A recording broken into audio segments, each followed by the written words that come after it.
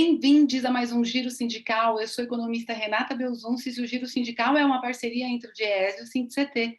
DIEESE é o Departamento Intersindical de Estatística e Estudos Socioeconômicos e SINDIC-CT é o Sindicato Nacional dos Servidores Públicos Federais da área de Ciência e Tecnologia no setor aeroespacial. Esse programa vai repercutir um tema que é o hit da vez. O presidente Lula tem feito duras críticas ao alto patamar das taxas de juros que temos vigente no país. Também tem criticado nessa mesma discussão qual teria sido a contribuição de ter tornado o Banco Central independente. Ainda tem as críticas também a perseguir um patamar baixo de inflação, que ele considera patamar europeu e não adequado para a nossa economia. E isso tudo, é claro, reflete no humor do chamado mercado, que é muito sensível. Então, para a gente entender um pouquinho mais sobre isso, sobre essas taxas de juros, sobre a discussão em torno da autonomia do Banco Central, a gente recebe aqui a economista do DIEESE, Vivian Machado. Vivian, obrigada por aceitar nosso convite e nos ajudar aqui nessa tarefa árdua. Oi, Renata, obrigada. Boa tarde a todos. Agradeço muito o convite, espero poder contribuir aí com vocês nesse assunto geralmente delicado, né? E mais que está aí bombando, né, no momento. A cada 45 dias, mais ou menos, o Banco Central, o Copom, na verdade, se reúne e estabelece a taxa de juros, aumentando, diminuindo, mantendo, e faz aquelas sinalizações através de uma carta que é comunicada publicamente. E essa taxa que é publicizada e que é delicadamente, né, estabelecida é a Selic, que é uma sigla para Sistema de Liquidação e Custódia. Eu queria que você falasse um pouquinho para a gente sobre o que é essa taxa e por que ela está tão alta. O que o Banco Central leva em consideração para que ela esteja entre as mais altas taxas de juros praticadas no mundo hoje? O Banco Central, ele, há alguns anos já, ele traz essa taxa, esses patamares elevados, alegando aí que nós temos um problema no Brasil, que é a chamada inflação de demanda. Teríamos demanda em excesso, né, na economia. E para controlar essa demanda em excesso, que isso estaria promovendo a elevação da inflação, e o Banco Central, ele tem um sistema, ele segue um sistema que é o sistema de metas de inflação, ele tem uma banda inflacionária que ele não pode ultrapassar, né, dessa meta, e quando ele vê que a inflação está passando desses limites, que vai passar, ele sobe as taxas para tentar controlar esses níveis da inflação. Ocorre que nós não temos essa inflação de demanda, nós não temos esse histórico de inflação de demanda. E recentemente, menos ainda, a gente teve uma inflação agora que foi basicamente influenciada pelas alterações, né, na política de preços aí da Petrobras. Tivemos a influência também de fatores externos, né, que foi a guerra na Ucrânia, que impactou aí nos preços dos alimentos, e também fatores climáticos que influenciaram aí na inflação dos alimentos. Então, agravaram a inflação dos alimentos. Então, a gente não tem uma inflação de demanda. Então, não se justifica, né? Não há excesso de demanda. E o que ocorre com essa política que o Banco Central insiste em praticar é que ele promove, por sua vez, uma outra inflação, que é a inflação de custos, porque ele é o que é que a gente tem realmente. A partir dessas taxas elevadíssimas que o Banco Central sempre mantém aí, por pouco tempo nós tivemos taxas pequenas, né? Em poucos períodos nós tivemos, né, a taxa em níveis razoáveis, né? A gente sempre teve entre as taxas, entre as maiores taxas do planeta. A gente tem um incentivo ao capital especulativo, na verdade, é uma política para atrair capital externo, né? E não exatamente para conter inflação de demanda, é muito mais para atrair capital externo do que para isso. O que o Banco Central ele promove a partir dessas taxas elevadas é justamente uma inflação de custos. Por quê? Ele encarece o custo dos empréstimos, ele encarece o custo do crédito. Fica mais caro investir para as empresas, seja o financiamento privado, né, o financiamento das empresas, seja o financiamento público, né? Fica mais caro para o próprio governo, fica mais caro para famílias também tomarem crédito. Então, você tem, e isso é repassado para as empresas repassam isso nos seus produtos, sendo a Selic a taxa básica da economia, todas as demais operações do sistema financeiro, elas vão acima dela. E aí a gente tem taxas absurdas que vão no sistema financeiro que vão piorar a situação do país. Muito bem, então significa que o Banco Central ele faz um diagnóstico, ao seu ver, equivocado ao atribuir a inflação ao consumo alto, que as pessoas estão comprando, que os empresários estão investindo muito, então está demandando muitos itens da economia e eles estão com o preço elevado. A gente já falou que a taxa nossa, ela tem o patamar de 13,35%. Apenas assim, para nível de comparação, nos Estados Unidos é em torno de 4%. Sem contar que a gente também tem que pensar no que é a taxa real, né?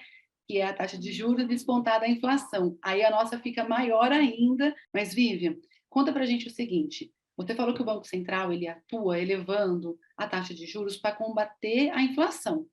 E no final do ano para cá, nos últimos meses de 2022 para cá, a inflação ela foi cedendo. E, ao mesmo tempo, o Banco Central, que acaba de fazer reunião, ele não mudou o patamar da taxa de juros. Por que isso aconteceu? A inflação caiu e a taxa de juros permaneceu inalterada. Bom, agora, o que o Banco Central tem demonstrado, inclusive pelas última nota, né, é que há uma preocupação com relação ao futuro da política econômica do novo governo. Há uma grande preocupação com a política social, com a política fiscal, com o controle dos gastos.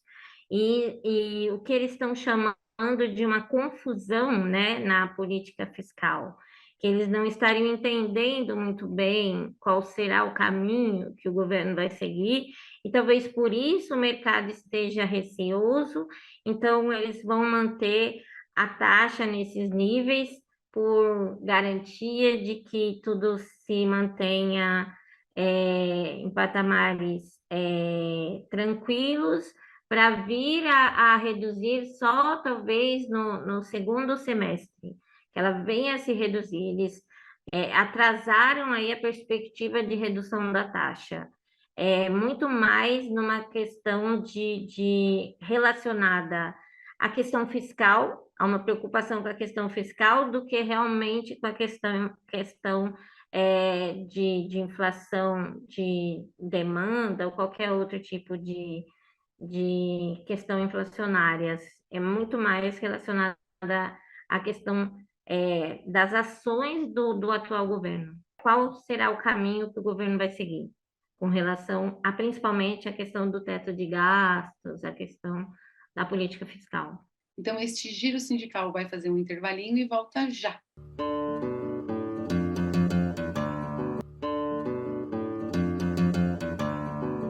O Giro Sindical está de volta e este programa recebe a economista Vivian Machado, que está aqui na árdua tarefa de ajudar a gente a entender um pouco mais sobre os mecanismos de funcionamento da taxa de juros, as suas consequências, e também vamos discutir um pouquinho o debate em torno da autonomia do Banco Central.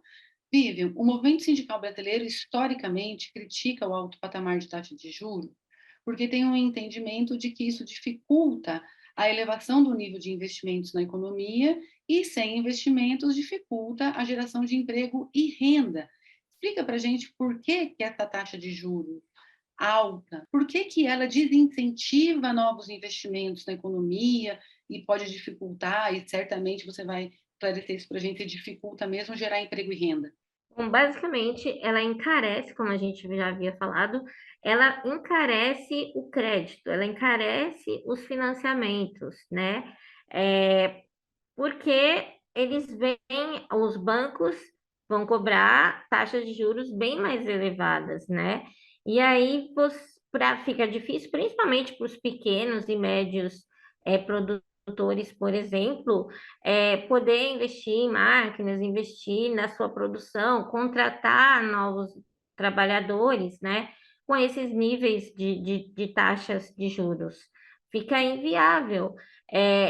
Ou mesmo assim, a gente precisa do investimento público, do investimento do governo, só que grande parte do orçamento já está comprometida com o pagamento da própria dívida, né? Quanto maior a taxa de juros, mais o governo fica endividado, uma parcela maior do orçamento fica comprometida para pagamento dessa dívida e deixa de atuar em outras áreas importantes da economia, inclusive até para benefício disso, da questão de propiciar, né, esse movimento, né, de geração de emprego e renda. Então, é importante que se tenha taxas mais adequadas, que se favoreça o crédito, para que a gente tenha, principalmente nos pequenos e médios, a condição de que eles continuem atuando. A gente tem uma economia que vem crescendo a passos muito lentos, que precisa de um incentivo. A gente tem muitas empresas fechando, a gente precisa de um incentivo para que elas sigam em frente, não que elas fechem, porque as taxas de juros, o endividamento, as famílias endividadas, a gente tem a economia parando. A gente precisa justamente do contrário, e para isso a gente precisa de taxas menores. É com taxas menores que a gente vai conseguir aumentar a taxa de investimentos na economia, de investimentos públicos e de investimentos privados. Você falou da dívida pública e mencionou que essas mesmas taxas de juros, a taxa Selic, ela sendo a básica e ela estando alta, ela vai também fazer com que aumente os juros que o governo paga para aqueles que lhe emprestam, ou seja, os juros da dívida pública. Qual é o sentido do governo aumentar a taxa de juros, sendo que isso também encarece a própria dívida pública? Encarece a dívida fica cara e as pessoas ficam preocupadas se o governo vai conseguir pagar ou não, aumenta o risco, tem que aumentar os juros. Então, o capital ele busca por maiores retornos. Então, é isso. Quanto maior é a preocupação com aquele país, com a política daquele país, né, com a dívida daquele país, há essa questão do risco, então maior vai ter que ser a taxa para que eles se sintam seguros em aplicar os seus recursos ali. E mesmo assim, então, o país entrou nessa armadilha, né, de ter sempre essas taxas de juros elevadas para que atraia esse capital especulativo para cá, em vez deles irem para os Estados Unidos, mas se os Estados Unidos mexerem na taxa deles, mesmo ela sendo bem menor do que aqui, eles acabam saindo daqui e indo para lá, justamente por conta do risco, né? Eles acabam indo para lá, mas então aí o que o país faz? Eleva a taxa de juros para atrair esse capital de volta e fica preso nessa armadilha. Então e aí o que acontece? Só em novembro do ano passado, 2022, o país pagou, já com a taxa a 13,75% ao mês, ao ano, ele pagou 581 bilhões de juros da dívida. É muita coisa.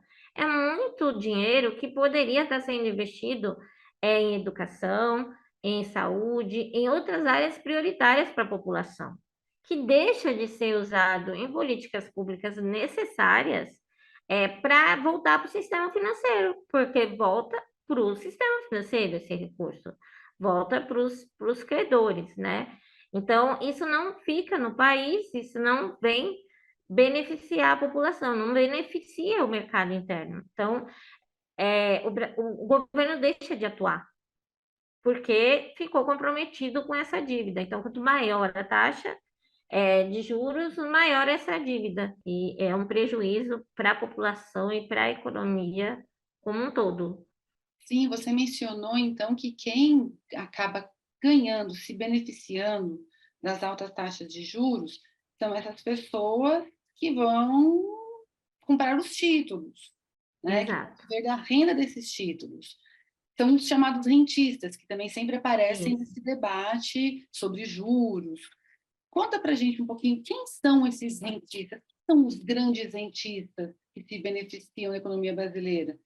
As pessoas em comum, hoje, elas podem comprar um título da dívida, o Tesouro Direto. Só que eu tenho certeza que não Sim. são meus amigos, seus amigos que eventualmente compram esse título, que são os grandes rentistas do país.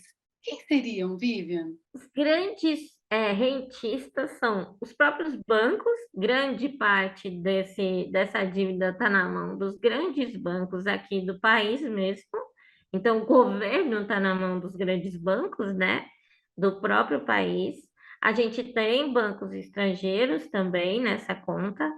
E aí a gente tem outras instituições do mercado de capitais aí que fazem parte desse grupo. Então, é basicamente o sistema financeiro que são os grandes credores aí do governo, né? Porque são os que têm recursos realmente para financiar o governo com grandes montantes, né? Então, acaba que esse dinheiro ele volta para o sistema financeiro e o governo fica à mercê desses credores, né? Eles tiram do governo, eles tiram das empresas, eles tiram da gente, né? Porque com as taxas de juros altas, eles tiram, eles sugam os recursos de toda a economia. O sistema financeiro é quem fica com grande parte dos recursos. As famílias, por exemplo, estão super endividadas, né? E cada vez mais endividadas. As empresas também. Então, por conta dessas taxas muito altas. Então, a gente precisa que a Selic baixe, que o Banco Central baixe a taxa, mas também que os bancos baixem as demais taxas, para que a gente tenha um sistema razoável, né? Para que todos consigam viver em melhores condições, né? Fiquem com a gente. Até já.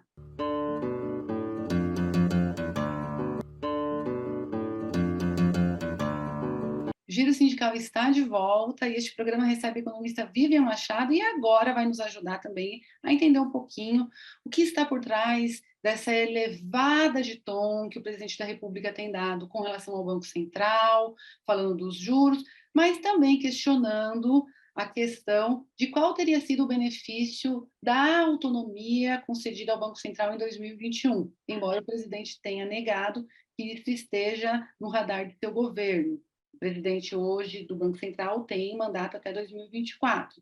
Vivian, todo país tem Banco Central ou algo que faça o papel, que faça às vezes das principais funções do Banco Central.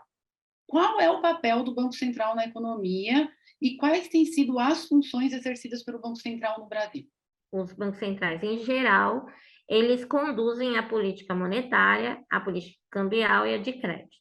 E tem a função de manter aí, a inflação sob controle, né, a estabilidade dos preços na economia, o poder de compra das suas moedas. Os bancos centrais independentes têm ainda um que a gente chama de mandato duplo, que, para além de manter a estabilidade dos preços na economia, né, do poder de compra na economia local, eles têm que promover o crescimento econômico e o emprego. Isso é zelar pela criação de emprego também. Esse é uma outra meta de um Banco Central independente, né?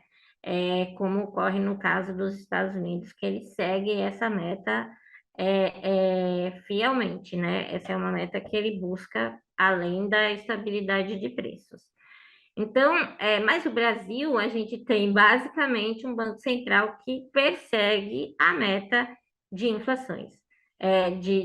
A meta de inflação é o sistema que ele persegue, e também supervisionar o sistema financeiro nacional de forma que ele se mantenha eficiente e seguro. Esses são os principais objetivos do Banco Central no Brasil. O que significa na Sim. prática? O que mudou de antes para depois da autonomia no governo Jair Bolsonaro em 2021? O Banco Central no Brasil, ele já é autônomo, já tem uma autonomia desde que se conseguiu controlar a inflação lá no final dos anos 90 ali, o Banco Central já tem uma autonomia. Porém, ela não era legalizada, vamos dizer assim. A lei foi para que os investidores ficassem mais seguros de que o Banco Central não seria influenciado por qualquer governo que entrasse e que tentasse aplicar determinadas políticas que eles chamam de populistas e viessem a prejudicar o mercado. Basicamente é isso. Falando, simplificando, né? Mas o Banco Central já exercia o seu mandato autonomamente. Ocorre que agora, pela lei, então essa autonomia se dá da seguinte forma: há um descasamento entre o mandato do presidente da República com o mandato do presidente do Banco Central e da diretoria do Banco Central. Então, o presidente Lula, por exemplo, ele não pode trocar, assim que ele foi eleito, ele não pode trocar o presidente do Banco Central, a não ser na metade do seu mandato. Então, ele pode, a cada ano do seu mandato, trocar dois diretores. Ele pode nomear dois diretores, substituir na direção do Banco Central, porém, o presidente do Banco Central ele só vai poder nomear a partir da metade do seu mandato. A grande questão é que isso pode promover implicar, na verdade, num um conflito de interesses aí, até de políticas, né? Porque esse presidente que está aí, ele foi nomeado pelo presidente anterior, esse presidente do Banco Central que está aí foi nomeado pelo Jair Bolsonaro, que tinha uma outra visão, uma outra ideia de política econômica, que não é a do presidente Lula. Então, os interesses eram totalmente contrários. E aí você tem o presidente da República querendo seguir por um caminho que pode não ser o mesmo que o presidente do Banco Central pretenda seguir. E isso pode criar um conflito aí na hora e implicar em dificuldades no resultado mesmo e nas ações aí de política econômica, né? Essa é a grande questão. Por isso que essa é uma grande preocupação, que pode, inclusive, influenciar aí em dificuldades de promover política de melhoria na distribuição de renda, de políticas de geração de emprego, por conta justamente do presidente em questão não estar alinhado com do Banco Central, não estar alinhado com o presidente da República que foi eleito agora. E o Lula também falou, desde a campanha eleitoral, ele fala, antes de ter sido eleito, portanto, ele fala uma coisa também que você já trouxe aqui para a gente, que o Banco Central deveria ter metas também de emprego, deveria ter metas de crescimento econômico. Isso é factível, sim, isso é possível, porque as políticas monetárias, a política cambial, elas influenciam, sim, elas impactam tanto no emprego quanto na renda. Elas não servem, a política monetária não é só para cuidar da inflação, mas tem as outras políticas, né? Você tem a política monetária, mas você tem as outras políticas que o Banco Central cuida, que vai olhar para essas outras variáveis. Então, o que falta ao Banco Central é o interesse de, ao definir o caminho que ele vai seguir, olhar para todas essas questões, olhar para todas essas variáveis, e não apenas ficar focado na questão da inflação, do controle da inflação. É viável, sim, você tem outros instrumentos, o Banco Central tem outros instrumentos para promover, sim, a geração de emprego e renda. Por que que nós precisamos estar com a maior taxa de juros do planeta? Por que que a gente precisa estar com uma dívida pública nessa altura, nesse patamar, para controlar a inflação, definir um teto de inflação tão baixo, e aí fazer com que a economia, que já não está crescendo, ela fique mais penalizada, ela fique mais debilitada, ela vai, com certeza, comprometer o ritmo da economia esse ano. Essa política que o Banco Central escolheu, ao invés de pensar que um pouquinho que você recue, você pode fazer com que a economia decole. Te agradeço demais. Eu que agradeço, e quando precisar, estamos aí. Obrigada, gente. Obrigada pela sua companhia. Seguimos. Tchau, tchau.